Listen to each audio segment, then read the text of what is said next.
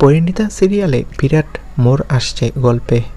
বিস্তারিত জানতে ভিডিওটি দেখুন আর আমাদের চ্যানেলে নতুন হলে সাবস্ক্রাইব করে পাশে থাকা বেল আইকনটি বাজিয়ে রাখুন।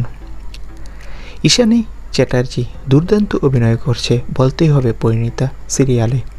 পারুলের চরিত্র ধারাবাহিকের গল্পে কেবল কেন্দ্রীয় নায়িকা নয়, বরং গল্পের সমস্ত নাটকীয় মোড়ের চালক।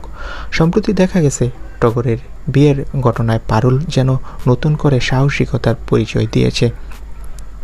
হবু বরকে বাধা দিয়ে তিনি প্রমাণ করেছে যে ন্যায় ও সঠিক সিদ্ধান্ত নেওয়ার ক্ষমতা পারুলের ভেতর অটুট।